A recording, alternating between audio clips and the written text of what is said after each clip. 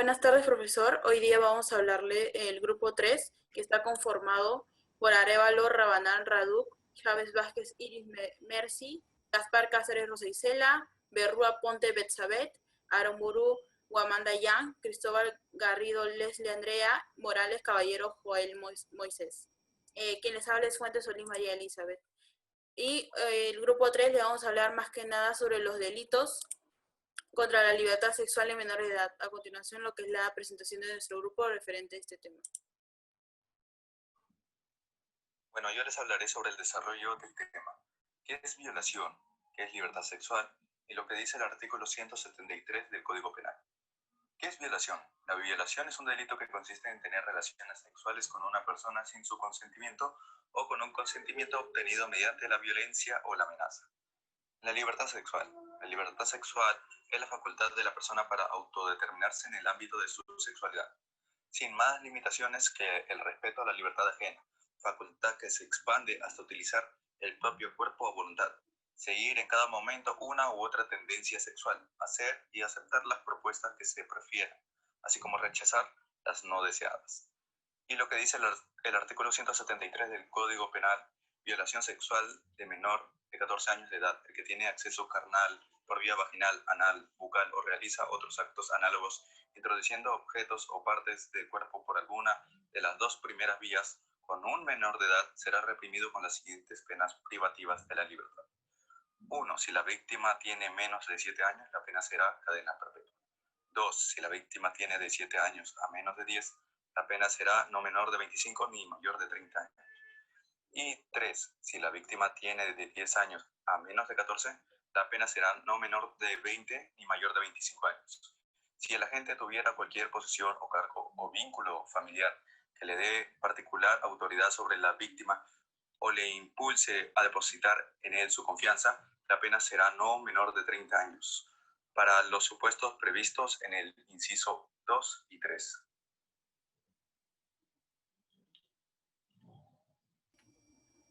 Buenas tardes. Voy a hablar sobre agravantes de delito de abusos sexuales a menores.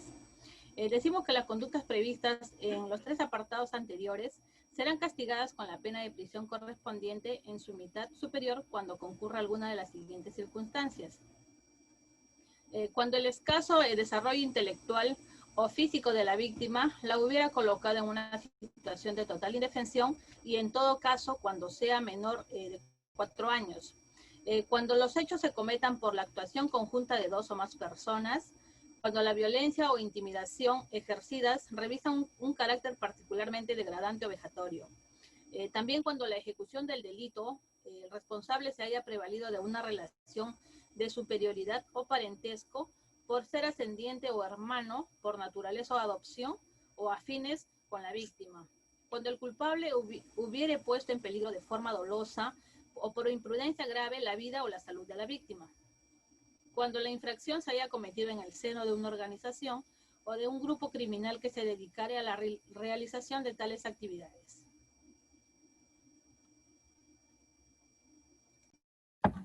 Bueno, yo les hablaré sobre el planteamiento subjetivo.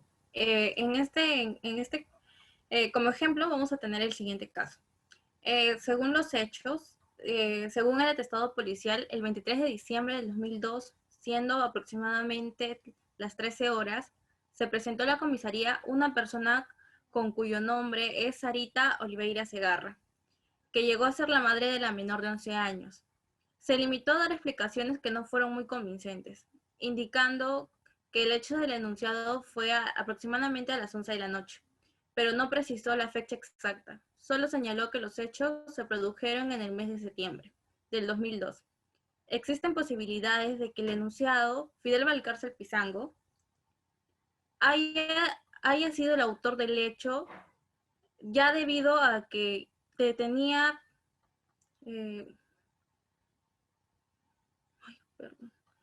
ya que el denunciado tenía ya varias...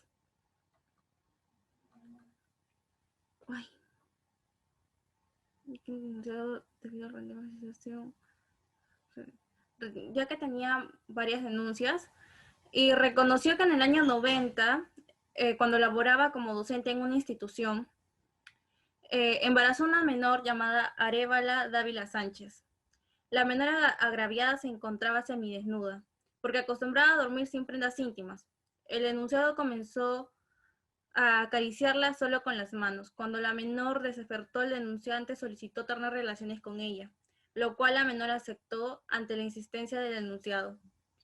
Procede a acostarse encima de la menor, no sin antes quitarle su prenda de vestir. Seguidamente introdujo su miembro viril en la parte íntima de la menor, siendo este hecho visto por su hermana y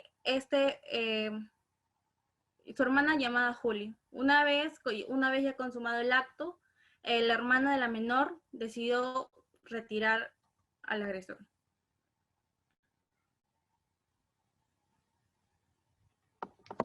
Planteamiento del caso objetivo. El fiscal provincial de la Fiscalía Provincial Mixta de Mariscal Ramón Castilla formaliza la denuncia penal contra Fidel Valcárcel Pizango por el delito contra la libertad sexual, violación sexual del menor de edad en agravio de la menor de iniciales RBPO de 11 años. Ilícito penal previsto y sancionado en el artículo 173, el inciso 3 del Código Penal.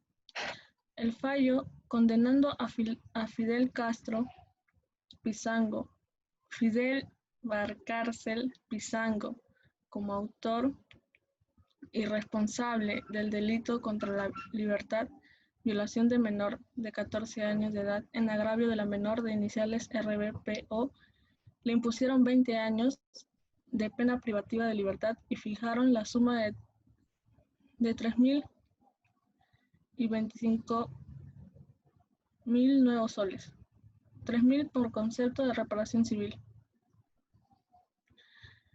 Artículo 173. Violación sexual de menor de 14 años de edad.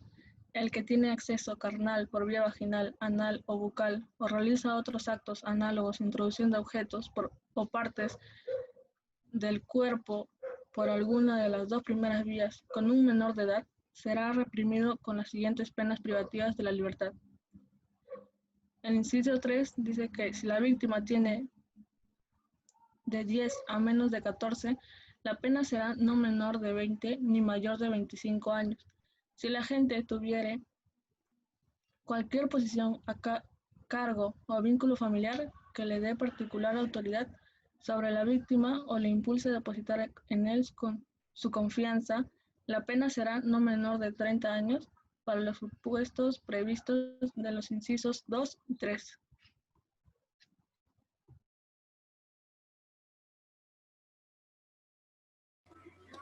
Bien, según el artículo 173 del Código Penal, menciona que un acto sexual se puede dar de diferente manera, dentro de las formas orales, o pueden ser introducidos por vía vaginal. En otros casos, todo lo que sea requerido para hacer en ser exactos a una violación sexual. Dentro del artículo 173 menciona que toda persona será reprimida siempre y cuando este hecho o este delito sea expuesto bajo un menor de 14 años hacia abajo. Quiere decir que se le considera menor a una persona o a un niño de 14 años hacia abajo, pues, ¿no? Consideramos como equipo que el análisis dentro del caso que hemos mencionado, que mi compañera lo ha relatado en su momento, trata de una menor de 10 años, que si bien es cierto, por la misma edad no se puede exponer el nombre de la niña, y que a su vez fue abusada por el padre de familia. Uno de los hechos que en realidad más importantes que nos ha sorprendido como equipo es de que el agente no era el único delito en realidad el que había cometido. Si bien es cierto, tenía antecedentes del cual ya venía expuesto, como lo es una estudiante de 15 años que a su vez salió embarazada por la violación de este agente, que en realidad se realizó en la misma ciudad que es en la ciudad de Loreto, en el departamento de Loreto. Y donde laboraba como profesor, ¿no? Quien a su vez aprovechaba de la que fue el único caso que fue denunciado, pero quién sabe si en realidad hubo más casos que en realidad no se asemejaron, no quisieron denunciar o seguirle los pasos a la niña, quien en verdad sí lo hizo, ¿no? A manera de crítica y análisis a la vez, podemos coincidir también que este hecho muchas veces no es denunciado a la misma hora de los hechos, a la misma fecha de los hechos que en realidad pasaron, ¿no? Ya que dentro del expediente que nosotros narramos, mencionan que el agente fue detenido a raíz de la denuncia, pero esta denuncia fue hecha a través de 3 meses después de lo ocurrido, ya que por cosas la niña no decidió denunciar, bueno, no quiso contar el hecho que le había pasado, ¿no? En este caso también podemos usar de ejemplo que no es el único caso en realidad que nosotros podemos ver. Tenemos en cuenta que en la actualidad hay muchos casos que en realidad se han asemejado mucho a la realidad o al caso que nosotros estamos narrando en estos momentos. Podemos coincidir también, deciden callar, ¿no? Por el tema de vergüenza, por el tema del qué dirán, o más que nada exponer su vida privada frente al público o frente en realidad a personas no cercanas a ellas, ¿no? Estos hechos podemos verlos más que nada en zonas alejadas que vienen a ser, son zonas andinas, en muchos casos en realidad también, ¿no?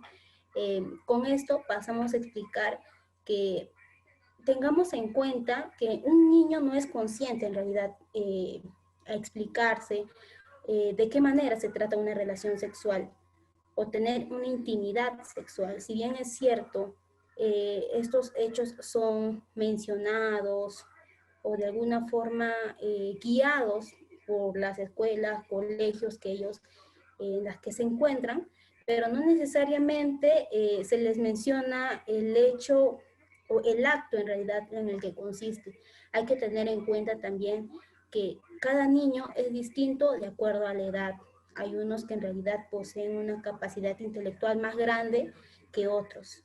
Entonces, para esto nosotros podemos indicar que no necesariamente un niño es consciente de lo que está pasando. Muchas veces un niño puede ser dañado psicológicamente hasta el punto de entender o comprender que es completamente normal que un padre de familia o un familiar a su vez abuse de él mismo, ¿no?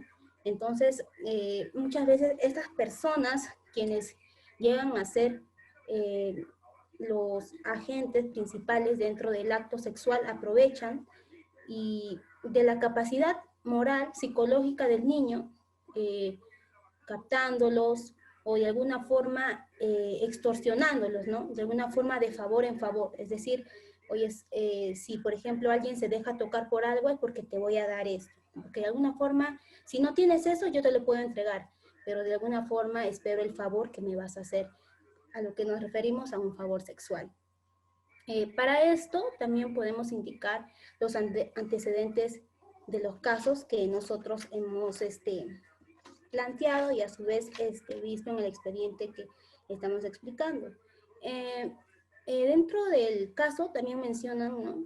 Como grupo nosotros tenemos muchos puntos de vista y en uno de esos podemos coincidir que no se ha valorado suficientemente los medios de prueba que se han presentado dentro de un proceso. Esto quiere decir que en realidad el agente ha sido liberado y la decisión final del juzgado ha sido en realidad excluirlo de todo delito que se le ha acusado y a su vez dejarlo en libertad. ¿Por qué? Porque según el agente se ha basado en el artículo 2 de la Constitución Política, inciso 24, literal F, donde prescribe que nadie puede ser detenido sino por un mandamiento escrito motivado por el juez y por las autoridades, asimismo como la Ley 27.934, donde regula la intervención de la policía y a su vez el Ministerio Público en la investigación de un delito. Esto quiere decir que él ha manifestado que en realidad hubo un detenimiento arbitrario contra él, quien en realidad se ha basado en los hechos, cómo se han realizado y cómo es la manera en que lo han detenido, que para él resulta como una detención arbitraria, ¿no? A su vez, también podemos decir que no nos encontramos, en realidad la plena realidad en la que nosotros nos encontramos en la actualidad. Muchas veces estos casos son expuestos y a la vez el temor de la gente a querer denunciar y no tener la justicia plena que ellos buscan. Para esto, a raíz de crítica, mi compañera va a seguir explicando lo siguiente. Bueno, sí, a modo de crítica, tenemos nuestro Código Penal, que gracias a ello en el artículo 173 lo tipifica y a su vez su agravante, que es el A. De tal forma, en menores de edad, nuestro Perú lo tipifica como una indemnidad sexual, entendida como la provisión de practicar relaciones sexuales de cualquier tipo con menores de edad. De tal forma, ayuda a proteger con ello su desarrollo de personalidad, evitando, por tanto, unas alteraciones importantes que vinculen tanto en su futuro, en su personalidad, hasta incluso esos actos pueden dañar de una u otra forma, no tan solo física, y a su vez puede ser psicológicamente. También tenemos, como mencionaba la anterior compañera, de que tenemos aquellas creencias, aquellos lugares donde... Hechos en donde considera que es una detención arbitraria y además de que no, nosotros como equipo coincidimos también de que no ha habido una valoración exacta acerca de los medios probatorios que se han consignado en el proceso, es decir, de que no se han valorado como para poder determinar la inmediata libertad, que es lo que se ha concluido, o lo que el juzgado, en este caso, ha determinado para el agente, ¿no? Que en realidad ha cometido el hecho, que es verdad que no ha valorado suficiente los medios probatorios que se han expuesto dentro del periodo de la etapa del proceso y que a su vez ha dictaminado la inmediata libertad y dejándolo libre al detenido, que vendría a ser el padre de la menor. Continúa mi compañero con las recomendaciones. Sí, muchísimas gracias, compañeros. En este caso les voy a hablar sobre las recomendaciones. Y partiendo de este caso que es sobre los delitos, en este caso es un delito de violación a un menor de edad, nosotros como grupo, como futuros abogados, damos la siguiente recomendación, ¿no? Que en este caso, que este tipo y todos los tipos de casos sobre la violación a menores de edad son casos que van más allá que el derecho, ¿no? Van más allá de la intervención solamente del derecho, ¿no? Como sabemos, el derecho, mediante la tipificación de la norma, busca prever que el ciudadano no cometa algún acto delictivo mediante las medidas de seguridad o mediante la sanción penal, busca también darle, en este caso, sanción a los responsables de uno u otro delito, ¿no? Entonces, la recomendación que nosotros haríamos desde este lado es que el Estado, como institución, como ente, digamos, global, se encargue de implementar las políticas públicas, principalmente en los colegios, ¿no? Pero que estas políticas públicas vayan destinadas al propio grupo social, en este caso, que estamos hablando nosotros, ¿no? En este caso, los menores de edad, porque lo que hoy se tiene a partir de la presencia del Estado, en este caso en la educación pública, es el impartir algún tipo de orientación, algún tipo de capacitación a grupos que no están muy implicados en esto. Por ejemplo, se dan capacitaciones, se dan charlas, se dan trabajos preventivos solamente en los colegios con alumnos de cuarto, quinto, tercero de secundaria, ¿no? O básicamente con el nivel secundario, pero no se trabaja con los menores de edad, que justamente son un grupo vulnerable en el que estamos tratando en este presente caso. Entonces, para ello, lo que el Estado tendría que hacer es trabajar con los menores de edad, con el nivel primario, con el nivel inicial en las distintas instituciones públicas, y o también a través de los programas sociales para que a su vez se puedan tener dos productos. Uno de ellos es que se puede trabajar de la siguiente manera. Uno de ellos es que los padres de familia sean conscientes y tengan a bien reconocer los distintos indicadores que muestra un menor de edad, si en ese caso ha sido violentado sexualmente o pudiera estar recibiendo algún tipo de acoso que podría conllevar a una violación sexual. Y de otro lado, es el trabajo con el menor de edad, con el posible sujeto pasivo que podría ser proclive de algún delito. Entonces, trabajar con ellos, qué tipos de manejo emocional o de carácter tendría que llevarse con las otras personas. Por ejemplo, ¿no? Hasta dónde porque los tocamientos indebidos no solo pasa en menores, también en mayores de edad, y más si vivimos en un país machista como el nuestro. En este caso se restringe un derecho fundamental a la libertad sexual, a la libertad de elegir de con quién, cómo, cuándo y dónde. Que en cuanto a la investigación preliminar, la detención realizada al denunciado Fidel Valcárcel Pizango no resulta conforme a la ley, toda vez que la denuncia fue interpuesta en el mes de diciembre de 2002, cuando los hechos se suscitaron en el mes de septiembre del mismo año, habiéndose desvanecido el supuesto de flagrancia y no contando con una orden judicial mediante la cual se dicte el mandato de detención del referido denunciado. Además, la violencia es un problema del cual debemos estar pendientes, ya que las personas que son víctimas de esto quedan con traumas. Esas personas pueden ser parientes o amigos de confianza, también pueden ser los padres o hermanos. Por eso el abuso sexual y otros contactos sexuales no deseados son problemas que afectan a un número significativo de infantes y adolescentes. Sin embargo, a pesar de su gravedad y de los negativos efectos que produce en las víctimas, es una realidad que suele silenciarse y sobre el cual poco se conoce y actúa tanto en la familia como en los demás ámbitos de la sociedad. Asimismo, encontramos que entre los jóvenes y las jóvenes existe mucha confusión, que se conoce poco y hay dificultad para verbalizar el problema, aunque es también un asunto que les preocupa. Pero el bien jurídico protegido en estos delitos es la libertad sexual. Pero en las menores de edad debemos tener en cuenta que la indemnidad sexual son a quienes no consienten tener relaciones sexuales, por lo cual tiene que ser protegido por la familia y se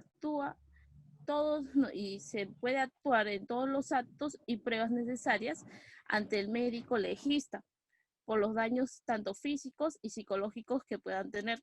Gracias.